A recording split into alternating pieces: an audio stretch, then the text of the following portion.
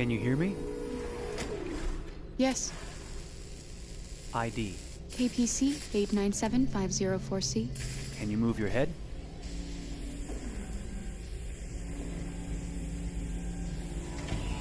Your eyes now.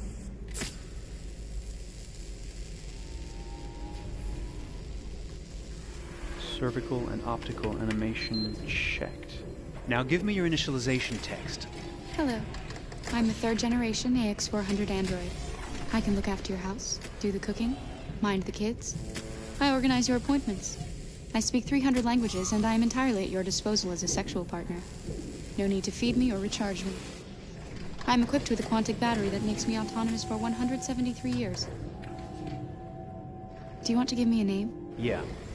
From now on, your name is Kara. My name is Kara. Initialization and memorization checked. Now, can you move your arms?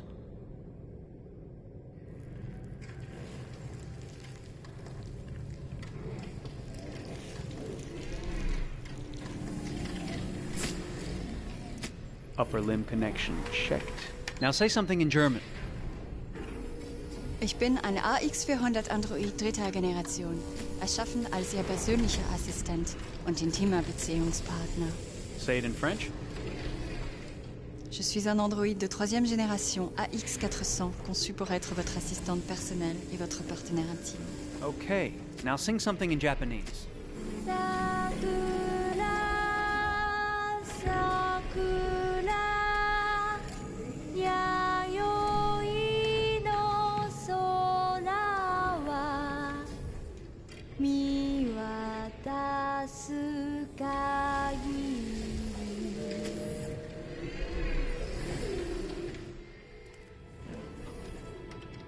Multilingual verbal expression checked. Go ahead, take a few steps.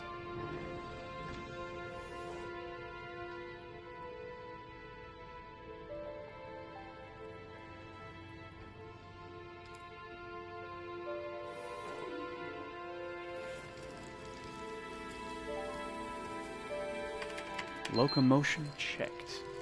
Great, you're ready for work, honey. What's going to happen to me now? I'll reinitialize you and send you to a store to be sold. Sold? I'm a sort of merchandise. Is that right? Yeah, of course you're merchandise, baby. I mean, you're a computer with arms and legs and capable of doing all sorts of things. And you're worth a fortune. Oh, I see. I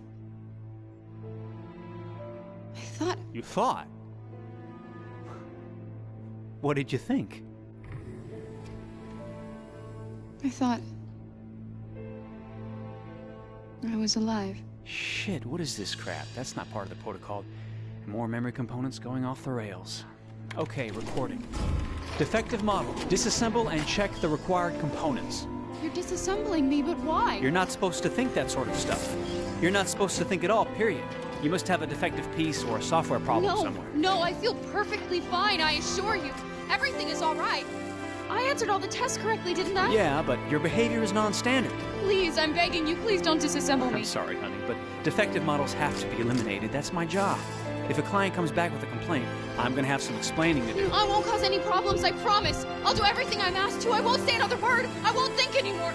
But I've only just been born. You can't kill me yet. Stop, will you please stop? I'm scared.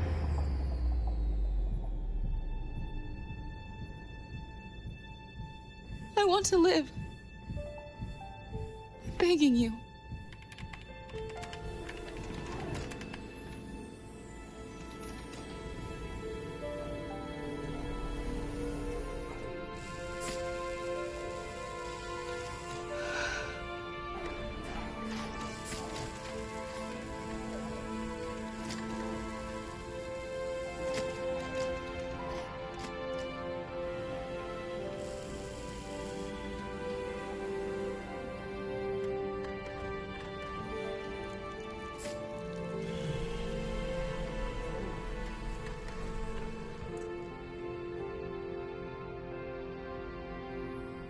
Go and join the others.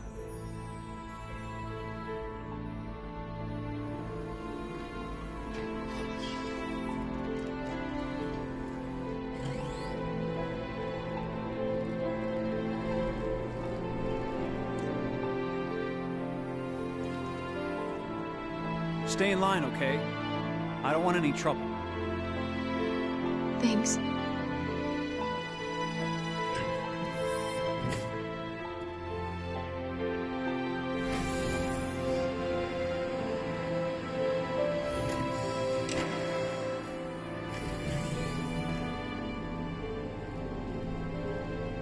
My God.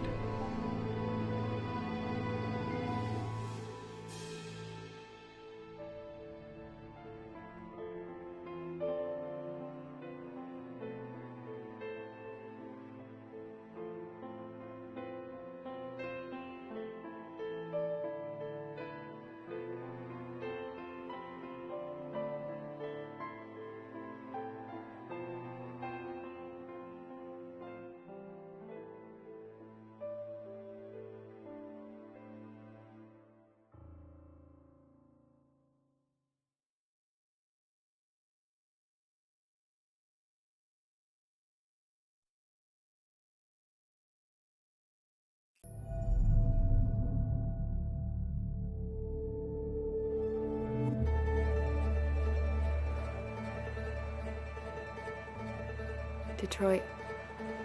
This is where it all began. The world's forge. The place where it all started. And it will all end. One error, and I came to life. I stepped out of the darkness, and I opened my eyes.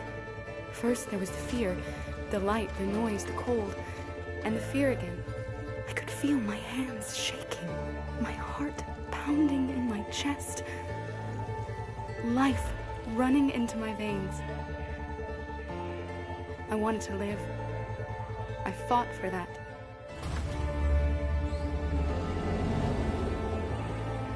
I had to find out what was outside. I had to see daylight, feel sunshine on my skin, wind on my face, to see the world,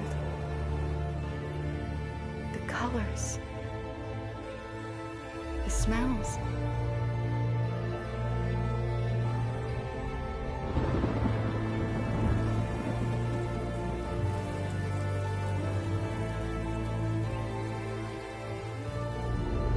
But the world is not what I imagined.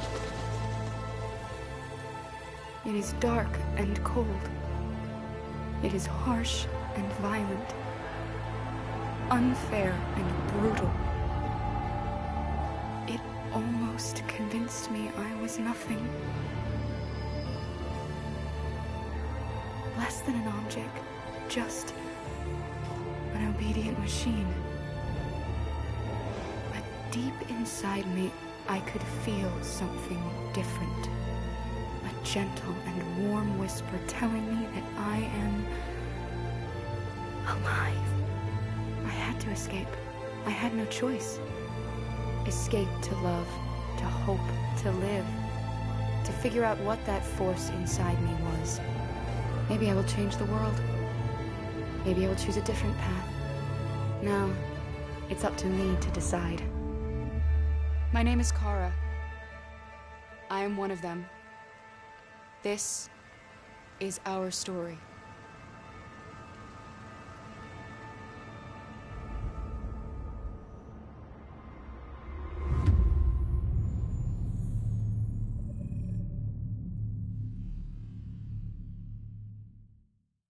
When David and Guillaume got back in touch about making Detroit, I wasn't terribly surprised they decided to make it because the fan response was so intense. So it makes sense that they would choose to do that after the enthusiasm.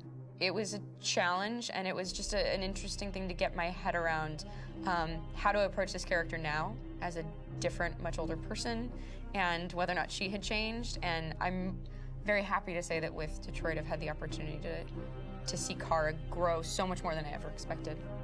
You do the housework, the washing, you cook the meals, and you take care of... God damn it, where the fuck's the rat gone now? Alice! Alice! I mean, she starts out essentially how she does in Kara in a very, not robotic, but, you know, android, other way. And getting to take this journey where she becomes more and more human as it goes on. You know, and as an actor, that's a wonderful exploration in every way, whether it's how she sits, her posture, how her voice changes, how emotions change, and how much emotion is based on things like empathy and social experience. And so having, you know, as much material as I got with David to have this huge, nuanced arc was really incredible. Why couldn't we just be happy? This experience has been quite different than the experiences I've had shooting film or TV or doing theater work. I have 83 dots on my face and a really flattering black wetsuit type thing, and you're jumping around with props, and it's kind of like being a 10-year-old imaginative kid, which is fun. There's 80 cameras around us. It's already lit. So we just shoot and shoot and shoot and shoot and shoot. There's no change of sets, there's no hair and makeup, there's no wardrobe, so we move really fast, and we'll go through about 35 pages in a day. Working in TV or film, we'll probably do 6 pages a day. It's kind of acting boot camp. It's like working out constantly. I mean, you're doing this thing, and then you got to do something that's completely other back to back to back. And so that kind of process of working is very challenging, but it's also very exciting because you just have to keep coming up with new ideas, and your head goes all over the place because you're trying to keep track of basically 4 different storylines for each different response. You shot that girl, for fuck's sake. It was a machine that looked like a girl. Yeah, I know what I should have done. I just told you I couldn't. All right, I'm sorry. The fact that David Cade, he's telling like many stories interwoven from beginning to end is super complicated and super impressive, and I have no idea how he keeps it all in his head. He's not just the writer or the director who's seeing this from the outside eye, he's also thinking about the player walking through this space. You know, only somebody who really, really loves not the work, but like these characters and these stories and cares about doing something meaningful would invest that much in it. And it's always inspiring to work with somebody who cares that much. My experience with motion capture is this one. And I found it sort of terrifying in a way, because they said the computer's going to build you. But then, as we got into it, I realized all the elements of it were still artistic. I just dipped into a really brilliant setup here. I've never seen anything like it. And this won't turn me into a product because I was playing a character. So, it's wonderful. In the game, Detroit comes back because of a revolutionary industrial rebirth. And there's no reason why that can't happen in Detroit, because they have such tremendous infrastructure for millions and millions of people who can very easily support, you know, a new industry. The city is really strong and resilient, but the city has also been through so much. You see the damage. But it takes that time of kind of rebuilding and reinvesting into the city that I think is happening slowly but surely. The potential of Detroit as a city is something that this game does a lot of justice to, because it would be easy to look at Detroit as some place that used to be, and that's not the case. This game provokes a lot of conversation and reflection on our potential near-future engagement with machines. That's what we are to them. Just merchandise on display in a shop window. I think that a group that feels marginalized, feels like they deserve and have earned access to themselves and the environment around them, and are trying to figure out a way to articulate how to get freedom. What was I designed to be? Their slave? Their toy? It plays with your comfort levels. You think that this is fine, you're comfortable with it, until something blurs the line and throws you off, and now, do I feel differently about whether this should be allowed? Should it be banned? Should it be encouraged? You're gonna ruin our lives, and for what? For a bunch of machines? They are not machines! They are alive! I'm alive! You're alive! They're nothing! There are lots of comparable comparisons to any type of persecution of religion, race, etc., dating way back. It can't just be a video game where you shoot 'em up or where people make these choices to do whatever. I think that's the whole point. You have the choice, and you can either choose to go in one direction with your character or another. And I think that's going to be very telling about the gamer. Very telling. I think there's going to be a really strong reaction to this game, which has such a strong perspective. I'm that much more proud of it now to get to be a part of it, because it's important. In this game, you're actively building and designing the character through not just what kind of shield does he have or what color hair does she have, but like their temperament and the way they deal with problems. The different endings to this game are so radically different based off maybe seemingly insignificant choices in the moment, but like life, they all add up. And can't play life again, though.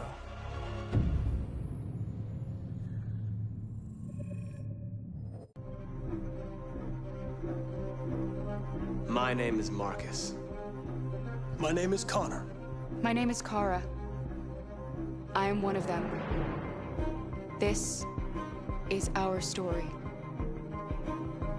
I think who Kara is, or how I would describe Kara, depends entirely upon who's playing her, because you have the option to make her multiple different people depending on the choices she makes. But I think she does start out incredibly naive, incredibly innocent, and kind of hapless. I'm sure we used to be friends before I was reset. Maybe we can be friends again. She's a person who's characterized, I think, by empathy. She's a person who really, she just comes from her heart. You'll never leave me, right? Promise you'll never go. I promise. Kara! Are you okay? Are you hurt? Wait a minute. Leave her alone! Kara! Leave her alone! The really beautiful thing that I've had the gift to be able to do is to essentially build a person from the ground up, because that's what she's doing throughout the game. And with every experience she has and every person she meets, she's building, first emotions and then the sense of judgment. And it's sort of an exploration of what it is to be a human. Don't worry. Luther and I will be right here.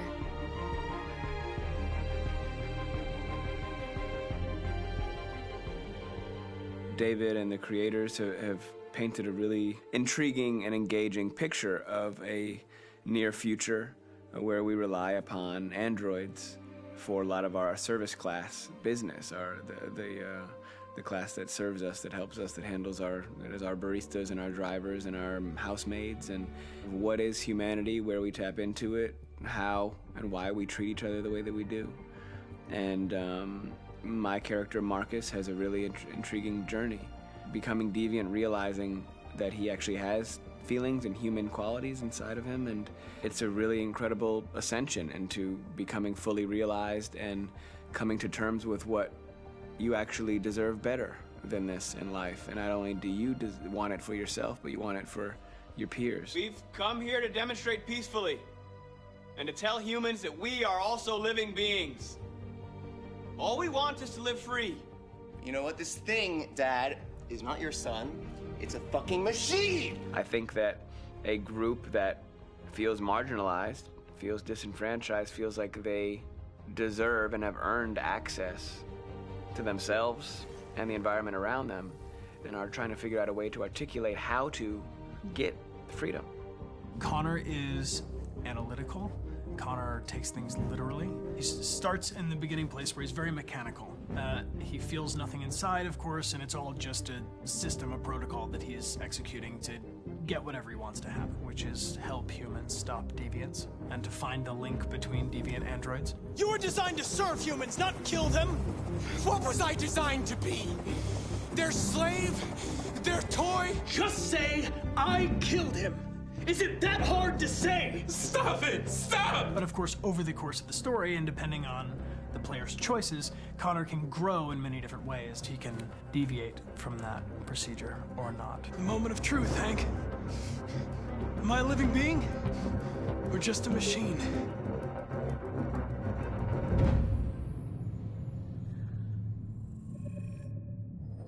Game after game, we try to challenge ourselves. For Detroit, we wanted to, first of all, to write a story that would be incredibly bending, which means the most non-linear story that we've ever created. And we wanted really the player to have the possibility to change the story, change his own journey. When you're writing at Quantic, you're writing for an interactive medium. You know, when you're working in television, you'll put a character in a difficult situation, and you as a writing team will argue about what would that character do. But ultimately, you have to decide what happens, and you just show the audience. What's interesting about interactive drama is you bring the player into that conversation, and it changes your job slightly as a writer, because your job is to provide a narrative context in which the player can write his own story. You're giving him this kind of narrative Lego that he's going to snap together into his own shape. You also have the ability to make your audience attach themselves to your characters, because the audience is in some sense responsible for what happens to the characters. It's just a few cans. Come on, let's go. We have some cash now. You used me to steal that money. How could you do that? I trusted you. What is a bit specific about this scripts is how large they are. If you take a film script, there are about 100 pages, but here we have to deal with a script that is between 4,000 and 5,000 pages. Everything becomes bigger because we don't just tell one story, but we tell all the possible stories that can be told within this narrative space. On Act 3, our final act, we have around 1,000 different scenarios, and every one of those scenarios has to be as interesting, as passionate, as strong, and as emotional for the player.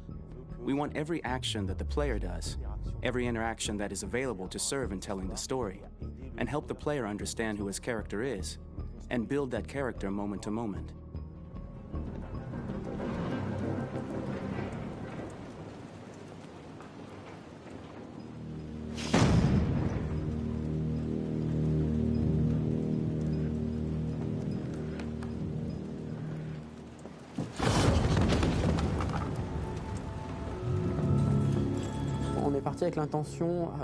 We started with the intention pretty early on that we would never lie to the player. So we implemented a visible tree structure in the game that players can consult during a scene or at the end of it, which shows exactly what they did and what they missed. There are games out there offering world exploration. We offer narrative exploration. You know, keeping control of such a wide and large story is a huge challenge. So same thing when you shoot with actors, because you will need to shoot many different versions of each dialogue, of each scene. For actors, it's a huge, huge challenge. Because of the style of the game, you have so many different ways that the character can go. Every decision, it's what I call kind of choose your own adventure. Like every decision that the player makes, it's going to open up 40 more pages of material and experience that ties in, which means as a performer, you have to try to continue to make things feel real that the player might not ever see, but also that in performance it's not always connected to a previous act. It's grueling, it's hard work, but it's a great team and I enjoy doing it. I was really frustrated. I was until I got to this point where I kind of was able to step outside of my own experience and even in a lot of ways my own process and be able to step outside of that and okay, this is something new, what do you need? How do I meet you there? How do I give you what you need and still feel like I'm doing what's right? And once I did that, then all of a sudden it got really fun. It was much freer and having to approach it in a new way and think about the player and think about how it serves them and what I'm doing for them or what I'm letting them into. It's really, I think, helped me grow in general. Remember, there's nothing on the left. That's a wall, so it's probably all there. And then make her come first, close. But I think you would go first to check that it's safe. Okay, sure.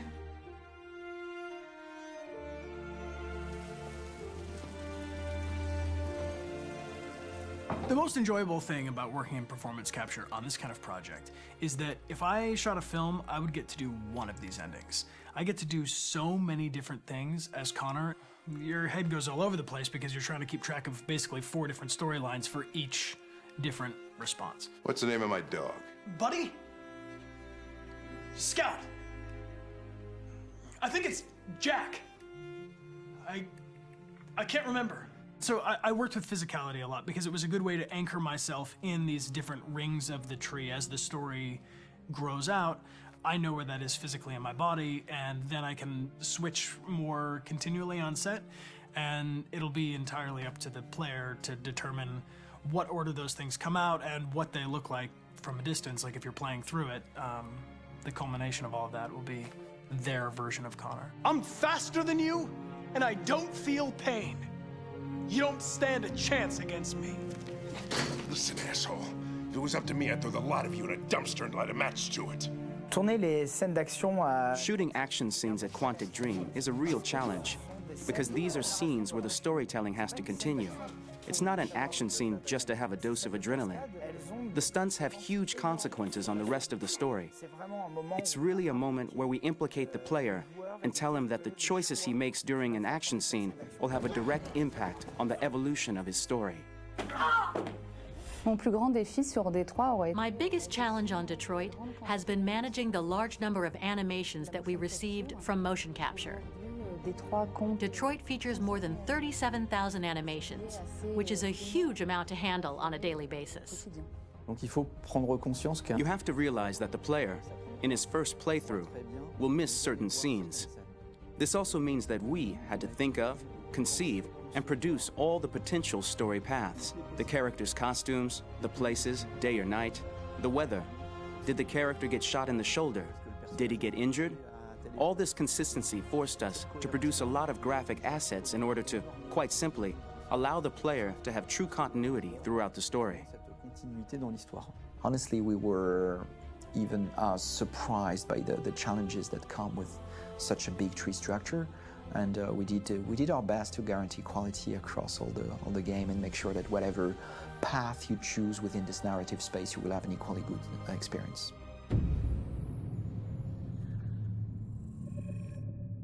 Become Human was produced over a period of 4 years. Here in Paris, we have a team of about 180 people, and to that, we need to add also all the outsourcing with our partners in the Philippines, in China, Vietnam, and in India. So when we started working on this story, I had to imagine where Kara was built. And for whatever reason, the city of Detroit came very quickly to my mind because it had already an incredible story by itself of history and themes. So we traveled there with the team and we were really moved by what we saw, and we could really feel the desire to fight and really be born again. And we just continued this curve, this growth, and just imagine what Detroit would be like if the android industry was, using these huge factories to build androids there. A very strong element in Detroit is that there's a lot of industrial wasteland and a lot of nature too, and for us, the graphic designers, it was an incredible playground. The destroyed zones which we wanted to preserve, we appropriated them to turn into something else. Then in the areas that needed to be rebuilt, we were able to imagine our Detroit of the future. We didn't want to make a science fiction universe, but a world of anticipation. If we chose science fiction, we could have imagined flying cars, extraterrestrials, but those things are very far from our current everyday life. Anticipation is more about gleaning from our contemporary reality, the one we know, because Detroit is set in 2038, and 2038 is tomorrow. The difficulty we had was sticking to reality. That is to say, technology becoming more and more invisible, a lot more elegant, and at the same time, making it visual. So all the computer equipment, autonomous cars, we simply had to invent. They are in fact very technological objects, but at the same time remain very credible and ingrained in reality. To create a cohesive universe in the fashion and clothing of the human characters in 2038, I didn't want to put an accent on strange shapes, or really vibrant colors, and things we wouldn't know. That I wanted to keep for the androids. The goal was to create something familiar which we can identify with in this future setting. Working on the artistic direction for the androids was a bit special because this is a project about the place they could occupy in the human world. It was out of the question for them to be too beautiful or too perfect.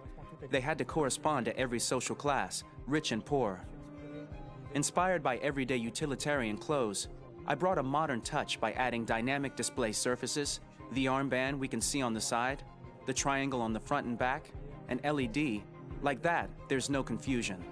Wait. You're sending an android? All right, ma'am. We need to go. You can't do that.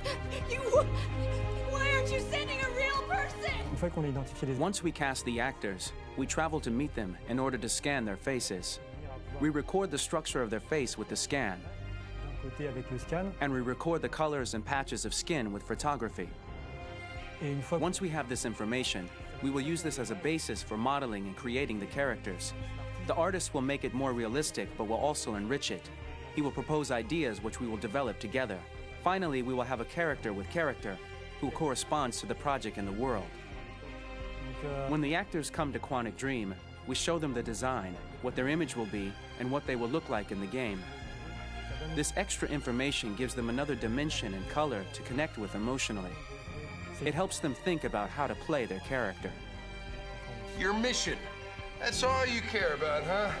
You should consult a professional who can help you. Beat it, you hear me? Get the hell out of here! So there are 3 types of shoots at Quantic Dream. Shooting and performance capture, where you capture the whole actor, his voice, his face, and his body. These shoots are obviously done with American actors because the game's original version is in American English. After that, there are the body-only shoots, representing around 250 days of filming, while the performance capture is 100 days of filming. Now, body-only shoots, there are 2 types. There are the action shoots and the technical shoots, which are mokit shoots. Mokit is when the player controls a character on the screen, and he moves in an environment to explore it. This is of particular importance at Quantic Dream, and therefore we shoot a lot to offer a unique context for each scene and each character. To prepare a motion capture shoot, we first get together to look at the sets we need, the animations that we want to shoot, which ones need to be grouped together, or which ones need to be cut and shot at another time, so that we get the most out of the shooting day. This often means shooting scenes out of order, especially those with big props or accessories, like a big car, for example. So we shoot all the animations related to that particular prop first.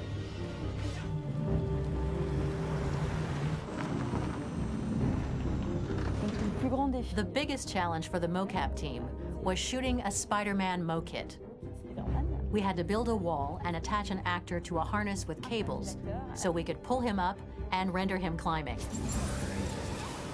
The shooting on this game total took about, I would say, more than a year, maybe 1 and 2 years, with about 300 actors on set. So I would say it's quite a massive production. But so much happened on this set between the stunts and the shootings with a little girl and all these great actors that we had. It was really a very, very memorable journey for the team and for myself.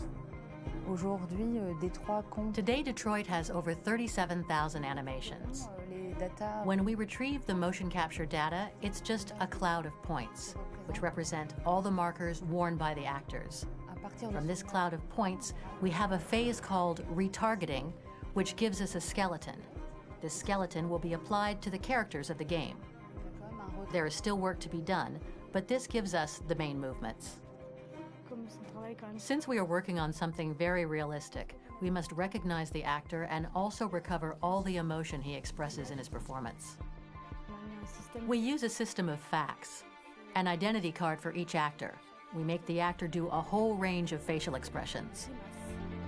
Then we recover all the expressions and paste the animations on a puppet that Jan has prepared.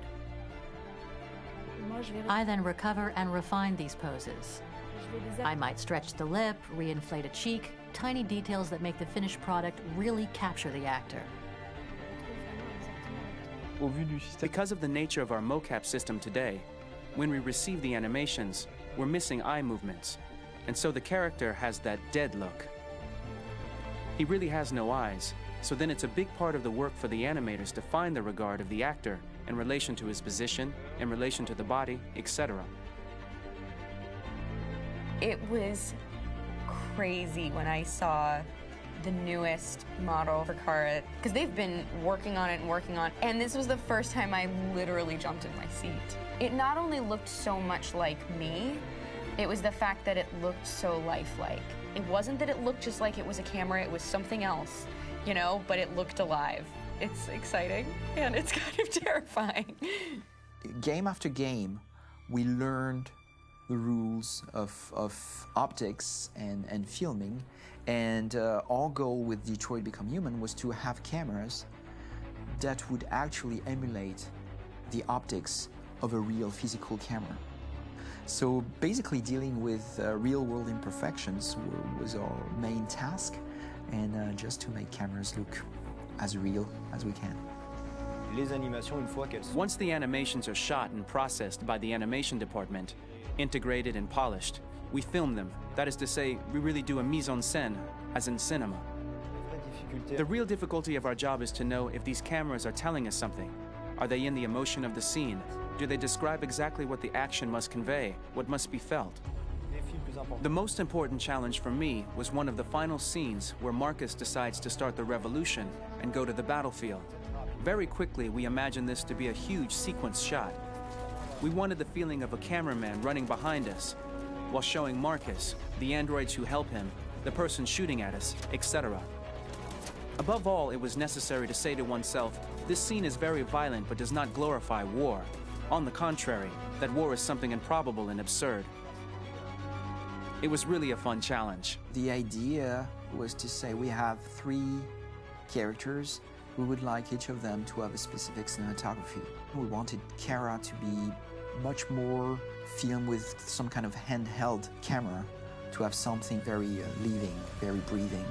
For Connor, we wanted something very cold and very perfect. And for Marcus, we wanted something epic and spectacular. So it was about the filming, but it was also about the photography. So we worked with a director of photography to give each character a different lighting, different key colors. Each of them would have their own worlds. And finally, we worked with the composers, so they would create a specific sound for each character, so each would have his own world and his own style.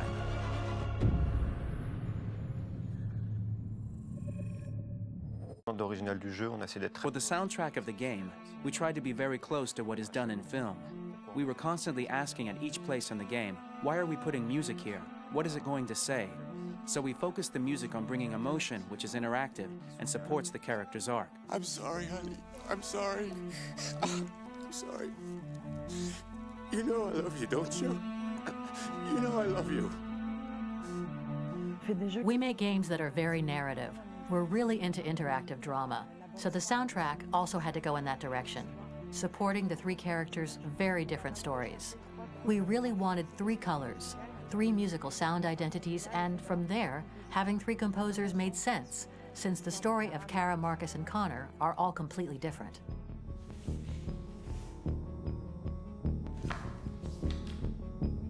You recognize him? It's Carlos Ortiz. For Connor, we wanted a soundtrack that could be very cold and very mechanical, very machine-esque somehow.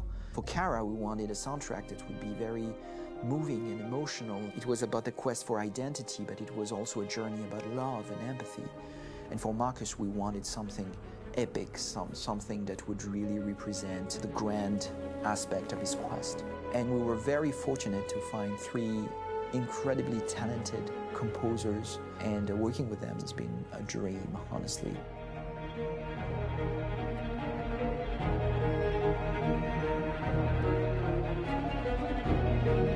My name's Philip Shepherd, and I'm a composer and a cellist and a producer. And today we're at Abbey Road Studio One, which is my favourite studio in the world. And today we're recording the soundtrack for Kara from Become Human.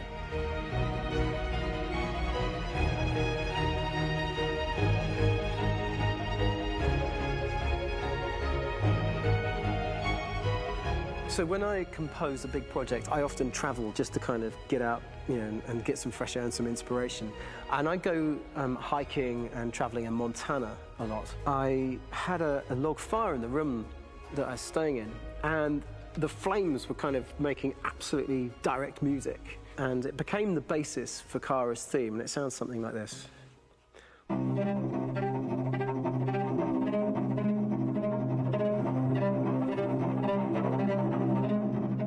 Now, over the top of that, I found a little theme that just seemed to fit over the top, which is taking Kara's name, Kara, Kara, and just using like a 2-syllable motif, and it sounds like this. We're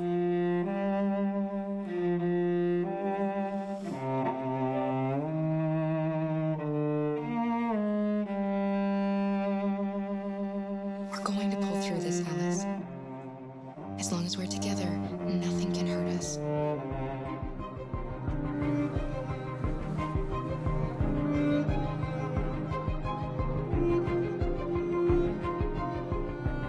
And all the time that's fitting over.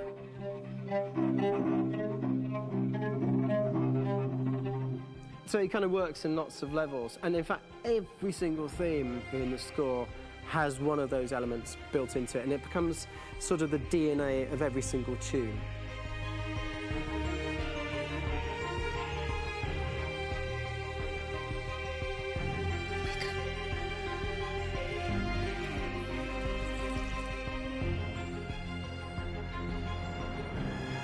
For me, writing this theme for Kara, I actually had to tap into what it feels like to be a father to daughters. I really had to tap into everything I feel about my daughters. I'm thinking, well, if I had to write music for them and that sense of trying to protect them but also give them the freedom, that's totally where it came from. Because each composer has been given the sort of narrative responsibility for very different characters, I haven't had to sort of go into other styles. I can actually be very loyal to this particular character and sort of hopefully encapsulate her. But it means also I've suddenly become very connected to this character. And if for some reason it goes to game over early, I'm getting mortified, you know? They're over there! Starting a new project for me personally, it's always finding the right tone, finding the right color, I like to call it. For me, it's finding that right texture that actually sits against picture really well. One of the biggest things is I created custom instruments for Connor.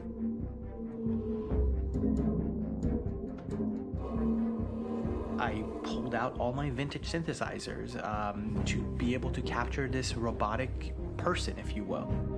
My approach to all of these custom instruments is that I hear the sound in my head. And either I could just come into the piano and just be like, all right, so I'm gonna just get on the computer and just create it.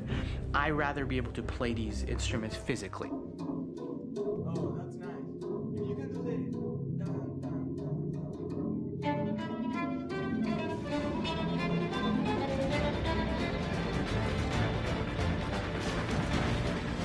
As soon as you see Connor the first time, there is a really interesting thematic idea that you hear, and that's just made out of a Moog synthesizer, but completely manipulated in multiple ways. And it's robotic. It has a little bit of an emotional to it. He's on his mission, so you feel that as well. So it just kind of gives you that cold, motionless, with a mission in hand that you kind of feel throughout the whole thing.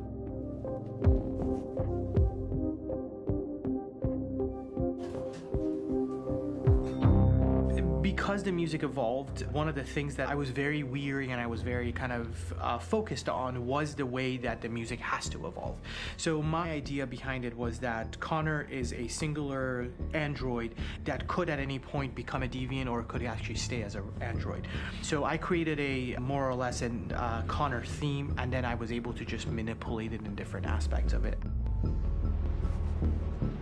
Is everything okay, Lieutenant? Chris was on patrol last night.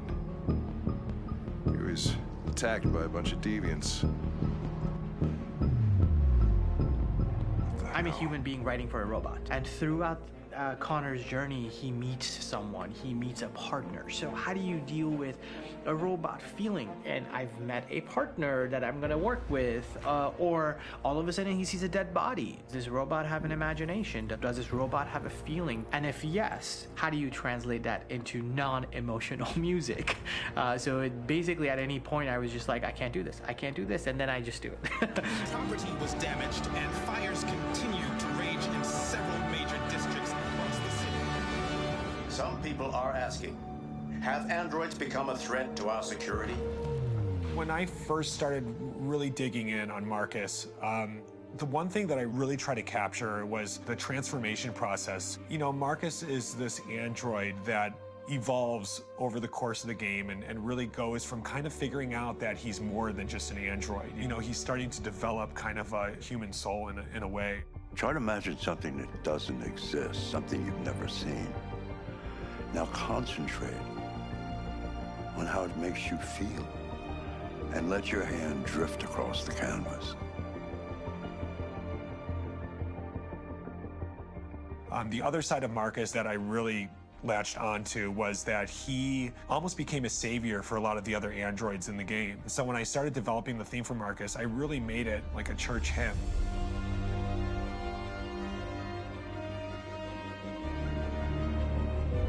wanted it to be very simple. I wanted to make it a chordal melody. I really wanted to make it almost like a Bach hymn. The tough thing with that is it had to be recognizable. If I made it too complex from a harmonic standpoint, it would be hard, I think, for people to kind of pick it out and recognize it. It's very acoustic derived, but it's also been treated with a lot of effects and things to kind of put it into the space that I felt the sound should be in. It can be beautiful, it can be haunting, it can be extremely powerful from an action standpoint, and I'm really happy with the way it turned out. The music is there, but it's subliminal and it's emotional, and people are feeling it, and it's not distracting. And that's tricky with a game like this, where you have to have a lot of ins and outs like that, where the music kind of has to get in and out of these moments. This is a war we're fighting with the humans. If we fail, they'll destroy us. I think the game's been put together so well, where I just wanted to make sure that I wasn't ruining the emotion.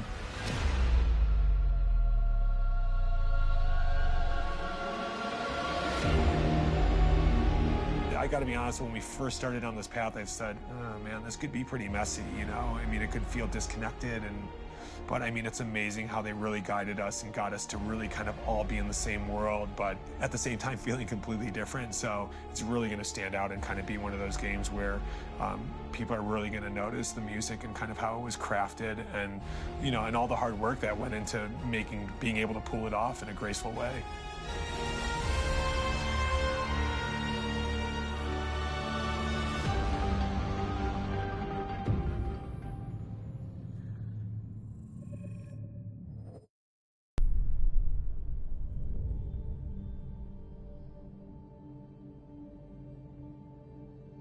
For starters, what should I call you? I'm Chloe. And you, what's your name? Oh, John. My name is John. Delighted to meet you, John. Could you tell us a little about yourself and what you can do, Chloe? Of course. I'm the first personal assistant built by CyberLife. I take care of most everyday tasks like cooking, housework, or managing your appointments, for example. And I understand you're the first android to have passed the Turing test. Could you tell us a little more about that? I really didn't do much, you know. I just spoke with a few humans to see if they could tell the difference between me and a real person. It was a really interesting experience. But this is the first time in history that man has created a machine more intelligent than himself. I gather your brain can perform several billion operations per second, is that right? Absolutely, but I only exist thanks to the intelligence of the humans who designed me. And, you know, they have something I could never have. Really? And what's that? A soul.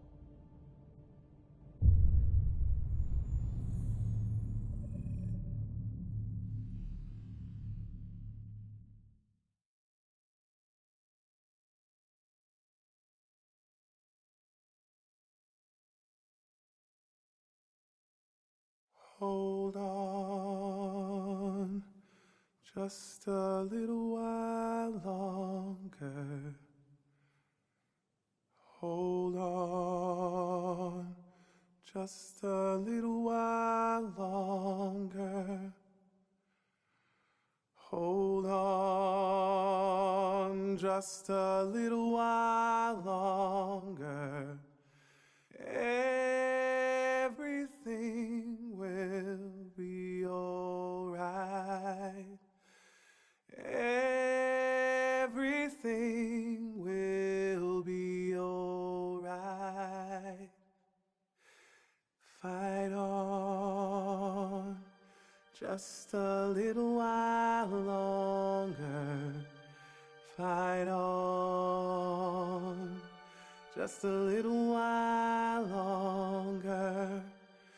Fight on just a little while longer. Everything will be alright. Everything will be alright. We will sing on just a little while longer. Sing on.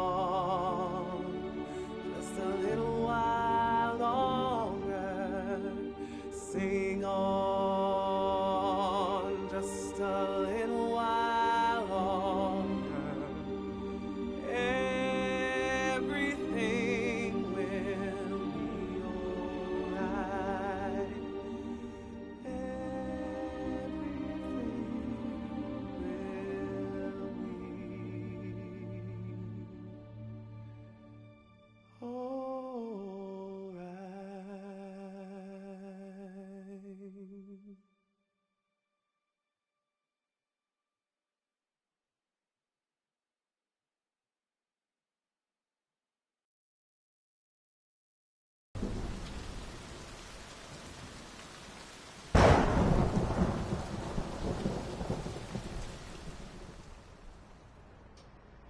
Rock-a-bye baby in the treetop.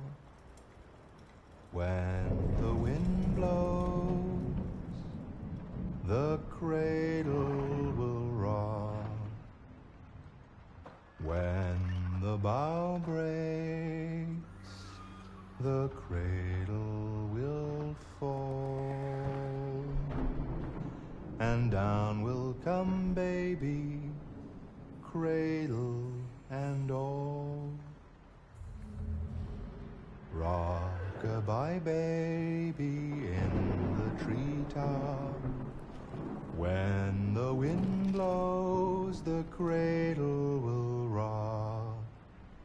When the bough breaks, the cradle will fall. And down will come baby, cradle and all. Rock-a-bye baby in the treetop. When the wind blows, the cradle will rock. When the bough breaks, the cradle will fall. And down will come baby, cradle and all.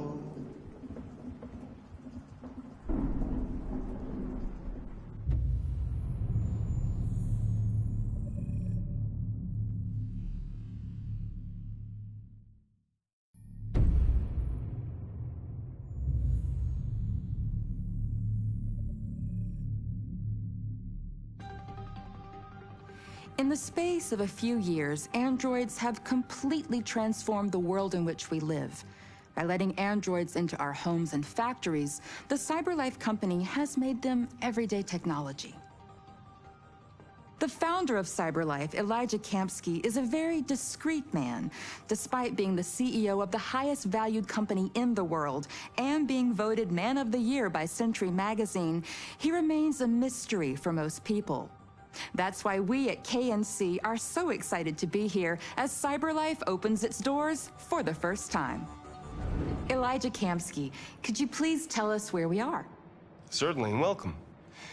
We're currently in CyberLife's production center in Detroit, where all models are designed and manufactured. More than 10,000 androids come off the production line every day. Fascinating. Could you tell us what your goal was when you founded CyberLife? Well, I simply wanted to use technology to carry out all of our most annoying and repetitive tasks, so we'd have more time to enjoy life. I imagine you must have faced many challenges. Yes, there were technical challenges, but the hardest thing was to design an object that we would want to welcome into our homes. We had to imagine a machine in our own image that resembles us in every way, that moves, breathes, blinks like us, but yet is smarter and more capable than any human being. Let me show you around. We're here in production unit 4. Could you explain in a few words how the androids are made? Sure, yeah, it's very simple. We use machines to manufacture machines. The removable parts are assembled on a production line, and then we apply a synthetic skin to the whole body. A human operator checks the cognitive abilities with a pre-established protocol, and finally, the android is conditioned and sent out throughout the country. Here's the result. Say something. Hello. I am a RZ400 model. How can I be of service? You can go now.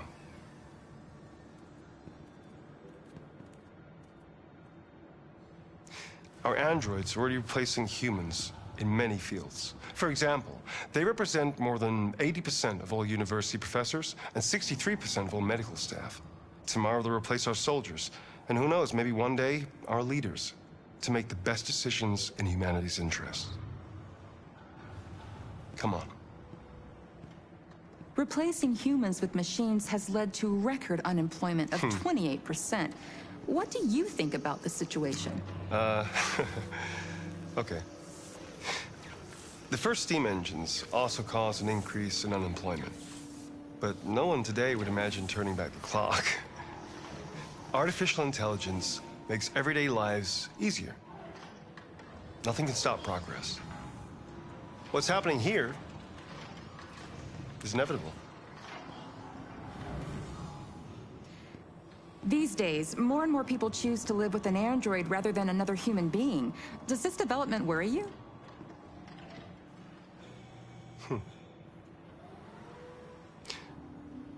Everything's much easier with an android. They obey your orders without ever complaining. They can cook, discuss philosophy with you, have intimate relationships according to your desires. They never say no.